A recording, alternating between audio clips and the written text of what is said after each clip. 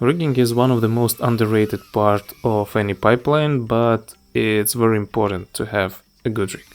The better the rig, the easier to animate. So first thing you need is the bone. Scale it down to the size of your drone. This will be our main controller.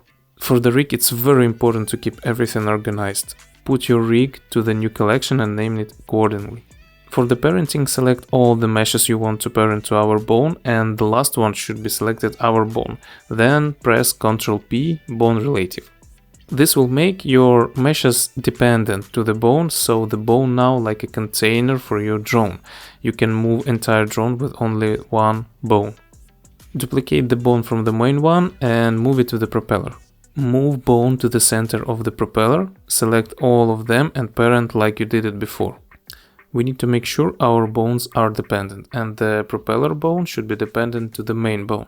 For this, go to the propeller bone settings and select our main bone in the parent settings. Now it's all set right.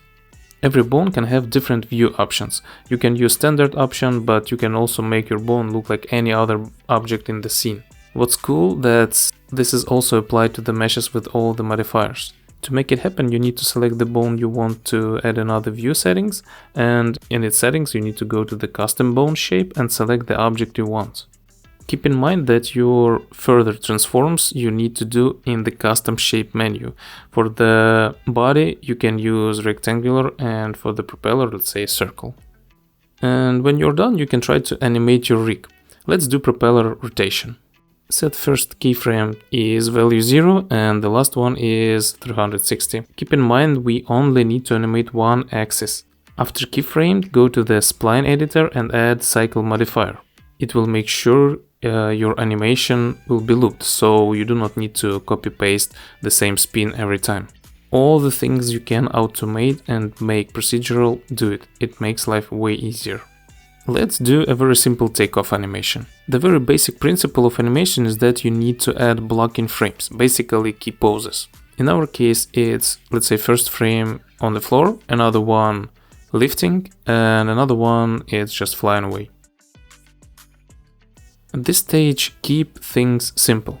After it, you need to add secondary frames that will refine the motion. Follow my process and you'll get an idea. In this stage, it's important to use curve as much as possible.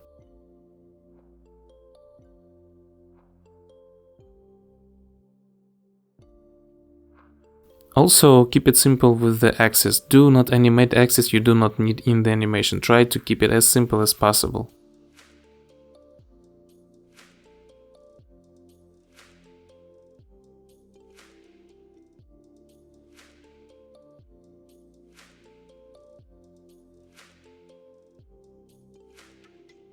To make the first animation we need some very basic stuff. We need, let's say, the representation of our ground.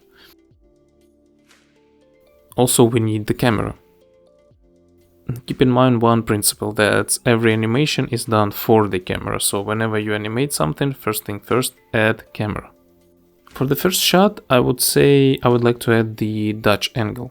It's when your horizon line is tilted a bit. And after it's lifted, I would just follow the drone. To make it easier to follow the drone, I would make my camera follow the drone with a track modifier. Whenever you add it, you will see that it looks very linear and CGI-ish. So, to make it more realistic, reduce the influence to around 15 or 75. I know it's a wide range, but you need to decide it on your own. This will not follow the object directly, but you will be able to animate the camera, and your motion will be way more pleasant. But do not go crazy now with the animation, do not polish it, because you will anyway need to edit it whenever you will add the real environment for your scene. So, whenever you are done, let's go to the next stage, that is environment and render.